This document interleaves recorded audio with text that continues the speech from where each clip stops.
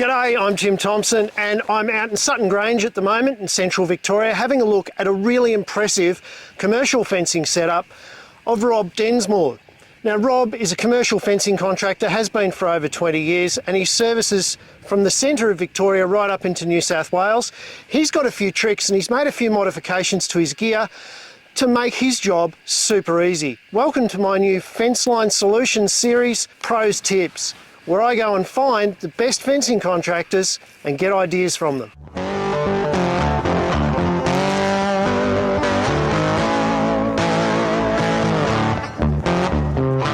G'day Rob, how are you mate? Yeah, good mate. Now how long have you been a fencing contractor for? I bought my first post driver in 2002. So about 20 odd years. Yeah. This is actually be your 21st anniversary this year. Yeah. Congratulations, you're 21. No worries mate. So tell me mate, you spend about half a day extra on jobs than other people? Oh well, I tried to do everything neat and tidy. At the end of the day you look at it and it looks nice. And so that leads to you getting a little bit more work than you can currently deal with at the moment. Yeah.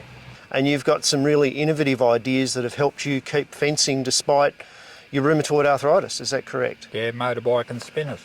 Motorbike and spinners. So you don't use any fancy equipment, you use well-designed equipment. And this equipment allows you to go pretty quick too, doesn't it? Yeah.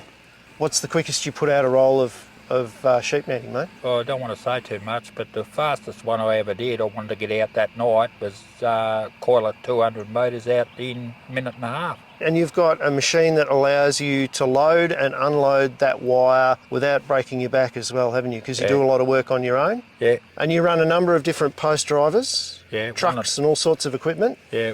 One post driver's on the Bobcat and the other one's on a little 135 Massey Ferguson. So you keep your tractor nice and small and nimble, and it's easier to transport for you as well, isn't it? Yeah. Because transport's a big issue with you, isn't it? Yeah, it costs about $400 every time you want to float gear from point A to point B, and you've got to try and incorporate that in the cost somewhere. So as a result, you've made a lot of equipment that you can actually cart by yourself from job to job. Yeah. So you're not reliant on a tractor. Well, I can't wait to have a look at some of this gear and how you've set it up on the back of a side-by-side, and that's what you use for most of your day-to-day fencing jobs. Every day. All we've got to make sure there's enough juice in the motorbike to keep going. Now, one of your spinners is so ingenuitive that you're actually nominated for an invention award, I believe? Yeah, it was, but I didn't choose to do it.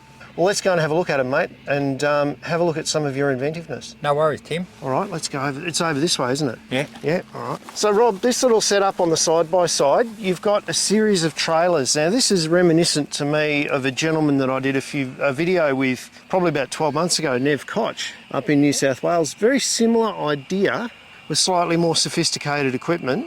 And you do 100% of your non-corner assembly work with this setup. Yeah. You drive your posts obviously off a Bobcat or off a tractor. Yeah. And then you do the rest of your fencing gear off this assembly here. Yeah. Do you mind taking us through a couple of the features of this, particularly this innovative little setup that you've got on your spinner here, and maybe show us how it makes the job easier and quicker for you? Yeah. All right, Rob, well, here we are with your fencing trailer. Now, you've put a lot of thought and effort into this, and you've obviously, what version is this? Version 2, 3, 4, 5? This is the second version. Second version? Yeah. And with this, you reckon 200 metre roll of 890/30 and a 1.5k roll of 2.5 high tensile. You can put this on your own on the machine without breaking your back. Yeah. Now I reckon there's a lot of people can learn from this, because even to this day I see a lot of people walking through the paddock carrying far more than they should. Yeah. You try not to lift things too far, don't you? That's right.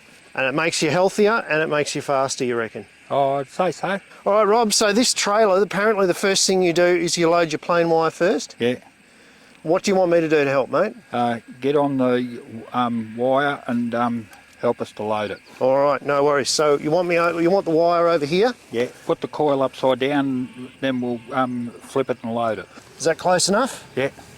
Yeah, what we've got to do is take those R-clips out.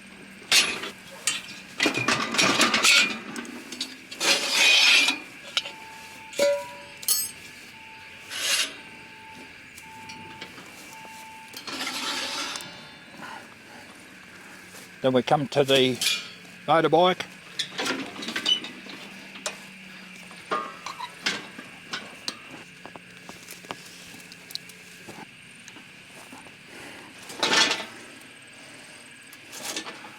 ready to go back onto the ball.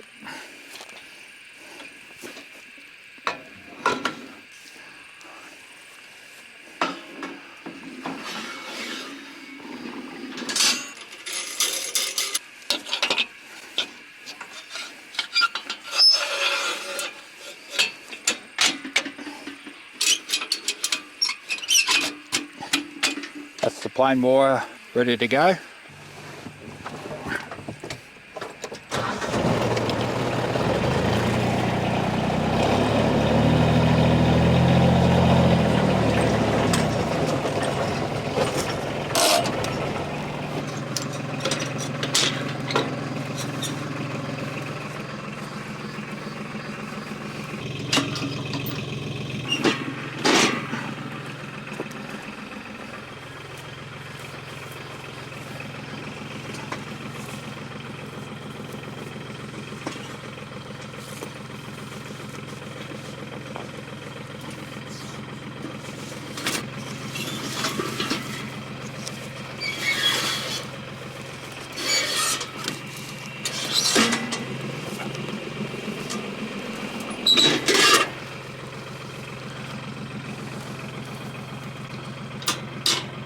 Life shouldn't be hard, it's all loaded.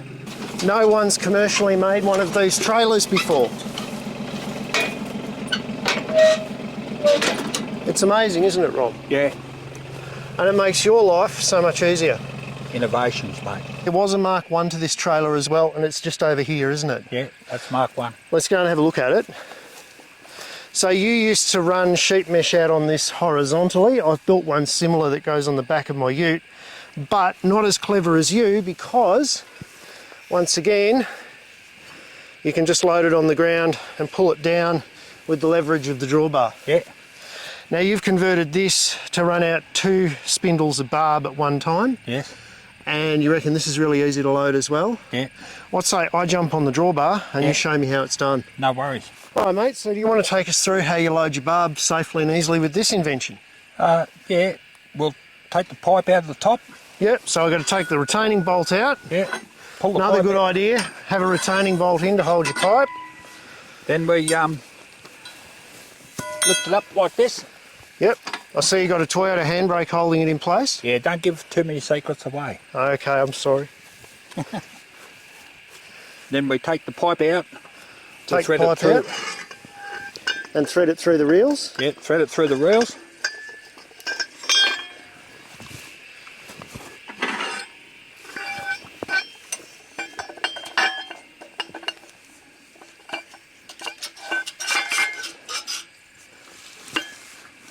Righto, now you're just going to lie it down, are you?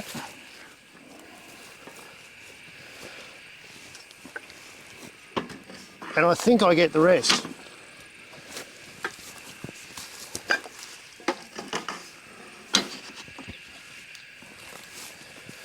Then we get it like this and we go back to normal. Didn't use the handbrake on the Toyota.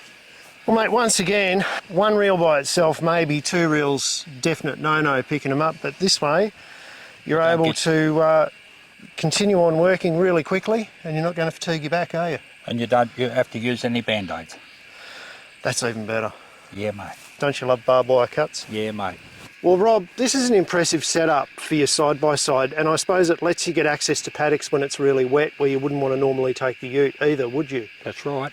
And you're basically a fencing train, mate. Yeah, could say that, or a B double. Now, let's have a look at your equipment in the back here very quickly. I notice you've got 3 or 4 pairs of fence line strainers. You use these all the time? Yes, I strain the bottom, second and the third wire, or all depends how many strainers I got. Yep, Strain them all up and then tie them all off after they're all got the same tension on them. because using your trailers you can run all the wires out at once, can't Yeah. you? Yeah, perfect. Check out that compressor trailer too. The twin cylinder compressor fills up a tank in 11 seconds and Rob uses an array of tools to get the job done that are all within reach. There was just enough time for him to whack in a couple of posts and give us a demonstration of how the trailer works.